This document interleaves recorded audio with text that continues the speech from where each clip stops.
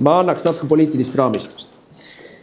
Minu meelest on selles küsimuses selline hea retooriline küsimus vaja õhku visata, et kas Eestis on veel kedagi, kes ei usu, et on olemas süvariik. Vot poliitikas on kõige suurem patt see, kui sa oled liiga vara õigel teel. Siis seda ei tunta ära ja hakatakse sind selle eest tihtilugu ka tampima, aga süvariigist rääkis EKRE juba ammu. Ma arvan, et tänaseks päevaks saavad kõik aru, millest me räägime ja mis see endast kujutab. Ja põhiküsimus, mis minu meelest meil poliitiliselt on vaja vastata ühiskondlikult, on see, et kes valvab valvurite järel? Kes valvab neid, kes on pandud valvama meie põhiseaduse kaitsmise üle? Sest kui meil on see, mida me nimetame kaporatuuriks ehk prokuratuur ja kapo kahe peale kokku, otsustavadki valitsuse pikali joosta, Kersti ütles, et valitsus lagunes, valitsus ei lagunenud, valitsus kukutati, siis meil põhiseaduslik kord on tegelikult ju sõnakõlks, sest kapo ja teised julgeolekuasutused pluss prokuratuur peaksid ju valvama põhiseaduse kaitsmise üle, aga vahetavad ise valitsusi. Mina ei ole lõganud põhiseadusest välja, et kapol või prokuratuuril oleks valitsuste vahetamise pädevus või õigus. Ja põhiküsimus, mis meil 21. aastal või ka juba varem üleval oli see, et kui nad saavad seda teha meile. Ma räägin EKRE-st, ma räägin EKRE ministritest, ma räägin ministri nõunikest, siis nad saavad seda ju teha iga ühele. Ja kui 21. aastal võis tunduda inimestele, et tühja ka, oligi paras, et ega see EKRE valitsus oligi õudne, iga päev oli mingisugune palundra, siis ma ütlesin kohe inimestele, et ega kui võim on korrumpeerunud, siis ta korrumpeerub absoluutselt ja nad ei piirdu ju meiega. Ja kus me täna väljas oleme? Täna oleme me väljas seal, et on Kalle Laaneti kallale mindud, on Vaheri järgi mindud, süvariigi enda osa. Aga lisaks sellele on muidugi Pruunsillaga juhtum ja Humala juhtum. Nad tulid Gert Kingo kallale, aga nüüd on nad jõudnud juba Lauri Läänemetsa kallale. Seal ei ole piiri ees. Ei ole niimoodi, et omasid ei hammustata. Sest omade ring on meile teadmata, kes need omad päriselt on. Muidugi, kui me räägime täna prokuratuuri absoluutsest läbikukkumisest ja kõlbmatusest, siis tuleb, sellel mündil on kaks külge. Üks külg on see, et mida nad alustavad. Alustasid Kersti Krahti vastu asja, 5 aastat on inimest ruineeritud. Aga teine küsimus on see, mida nad ei alusta. Sest see on selle mündi teine külg. Suva õigus ja tõlgendamine ja sisetunne ja see kõik, millest Oliver Nääs rääkis, viis selleni, et Keit Pentus-Rosimannuse osas ei alustatud asja. Kui üldse on Eestis toimingupiirangu rikkumise paragraafi rikutud, kui ta määras ise ennast kõrge palgaga kohale mitmeks aastaks, siis see oli see kaasus, aga seal asja ei alustatud.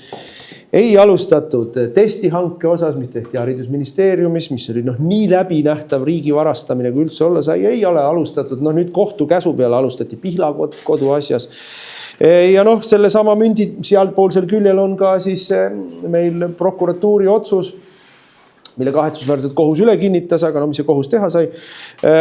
Kui meil siis 100 miljonit välja petnud telefonipettur pääses sisuliselt 8,5% maksukohustusega.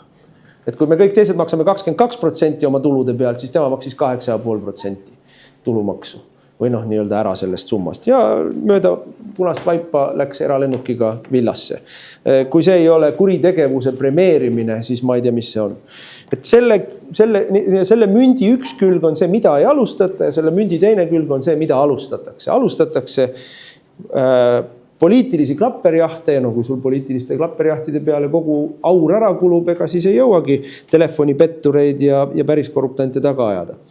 Nüüd asi, mis on täiesti läbi kukkunud, on riiklik parlamentaarne järelevalve julgeolekuasutuste järel. Parlamendis on meil komisjon nimega julgeolekuasutuste järelevalve komisjon ehk JAIK, nagu Riigikogu liikmed Žargoos ütlevad, rahvakeeli nimetatakse kapo komisjoniks, aga ta valvab tegelikult ka prokuratuuri ja välisluure üle. Aga seal mingisugust järelevalvet sisuliselt ei toimu. See on asutus, mille ülesanne on teha poliitilist katet nendele julgeolekuasutustele. Ja küsimus vastutusest. Kui Kajar Lemberi juhtumist on räägitud, Kersti Krachti juhtum ei ole veel, me ei tea, mida Riigikohtus, kas kaebatakse edasi, prokuratuur kaebab edasi või ei kaeba edasi, et võiks ju loota, et mingisugune alandlikkus maailmas on, aga Pernilt me seda ei ole näinud, tuvastanud. Aga kui me küsime selle kohta, et kohtuotsuseid, kus kohus ütleb, et prokuratuur on rikkunud seadust, prokuratuur on manipuleerinud tõenditega, on rikkunud seadust näiteks ka jälitustegevuse käigus. See, mida nad tegid ju siinses kaasuses, olid need sõna otseses mõttes lõikasid tõestusmaterjali niimoodi jupikaupa lahku ja kokku, et jätta muljet, et jutud, mida räägiti telefoni teel, omasid teistsugust sisu ja tähendust, kui need tegelikult need jutud oma algses kontekstis omasid. Et kui sa lõikad vahepealt välja mingisugused minutid või katkestad jutu kuskilt maalt ära ja siis esitad selle kohtule, siis see on tegelikult ju tõestusmaterjali manipuleerimine ja võltsimine. Ja ikka tulen tagasi selle juurde, et kui nad saavad seda teha meile, siis nad saavad seda teha kõigile. Et mind ministrina kuulati pealt praktiliselt kogu selle aja, kui ma olin minister. Mul oli kabinetis ekraani sisse pandud lutikas, mis sel päeval, kui Kersti vahistati, tuli üks tehnikaosakonna poiss ja viis selle ekraani minema. Ütles, et sul on uut ekraani vaja. Ma ütlesin, et ma ei teadnudki. Ja terve mu ministri kabinet oli 24/7 pealt kuulatav. Kõik mu telefonikõned, kõikide mu nõunikega olid, kohtust tuleb välja. Iga viimane kui sõna. Kõik mu meilid, mis ma tegin, nii erameiliboksist kui siis ministeeriumi meiliboksist, kõik olid prokuratuuril ja kapol jooksid sisse. Mitte 21. aastal, vaid põhimõtteliselt enam-vähem kohe, kui ma ministriks sain. Nii et seda nad tegid meile, iga päev tegid meile. Ja mitte keegi ei vastuta. Mitte keegi ei vastuta. Kas keegi on jäänud töökohast ilma? Kas mõni prokuratuuri töötaja, mõni prokurör on pidanud saama kriminaalsüüdistuse selle eest, et nad võimu kuritarvitavad, et nad võltsivad tõendeid, et nad valetavad kohtule. Mitte keegi ei ole vastutanud, mitte keegi ei ole isegi tööst ilma jäänud. Jätame Parmase kõrvale, kellele ametit ei pikendatud, aga kedagi ei ole karistatud, et see ei ole võimalik. Ja kui kedagi ei karistata, siis on ju järeldus lihtne, siis võib veel teha, siis võib jälle teha, siis võib kõigile teha. Et see vajab poliitilist vastust, see vajab poliitilist lahendamist. Mina ei näe võimalust, et tänane prokuratuur saab jätkata ilma absoluutselt põhjalike reformideta. Absoluutselt põhjalike reformideta. Nii selles osas, mida nad teha tohivad, kui selles osas, kes seal edasi saavad töötada. Sama, mis rääkis Oliver Nääs selle kohta, et mida peab kapo tegema. Kapolt need õigused, mis neil praegu on, kus on segatud ära julgeoleku tagamine ja sisuliselt siis kriminaalasjadega tegelemine, need tuleb uuesti lahku lüüa. Sest meil on olemas põhimõtteliselt pretoriaanide prefektuur, kes vahetab, toob võimule keisreid ja kukutab neid, kui nägu enam ei meeldi. See on see. Ja kui keegi teist ajalugu teab, siis see asi läks väga kiiresti, väga hapuks. Rooma impeerium kukkus pretoriaanide prefektuuri tõttu.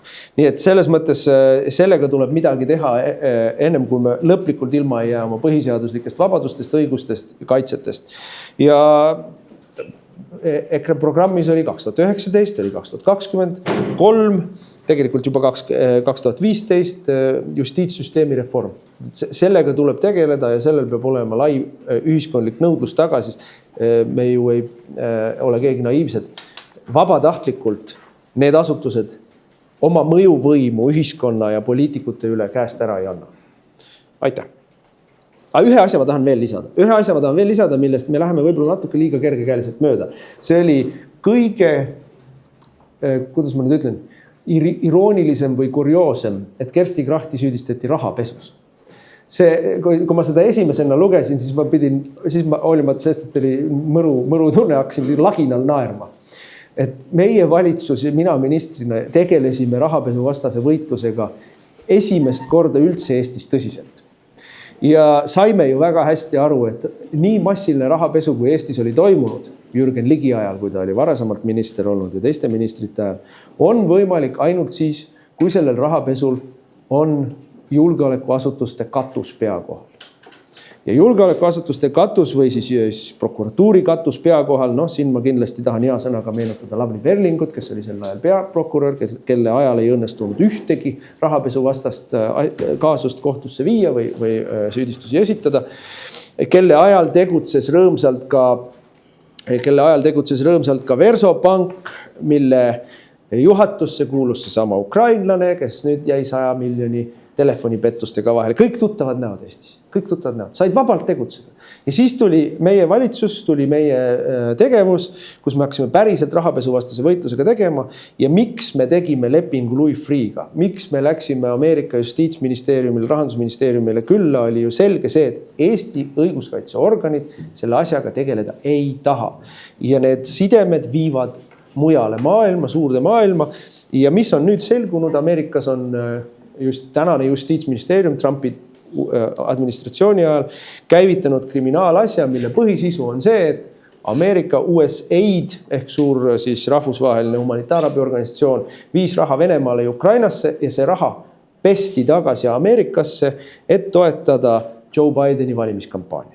Ehk see ring käis ja see ring käis üle meie ja sellel oli poliitiline katus, julgeoleku katus pea kohal. Ja Trumpi esimese administratsiooni ajal, kui me olime ka valitsuses, oli võimalus see asi ära lõpetada, kui saada piisavalt otsene kontakt ameeriklastega. Aga mis siis juhtus? Kõik need, kes Eestis olid selles osalenud, ei saanud lubada, et Ameerika uurimine toob siia ka mingisugused tagajärjed.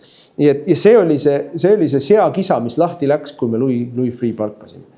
Nii et rahapesu on üks põhjus, miks meie valitsus pikali joosti. Aga jah, ma praegu tõmban joone alla ja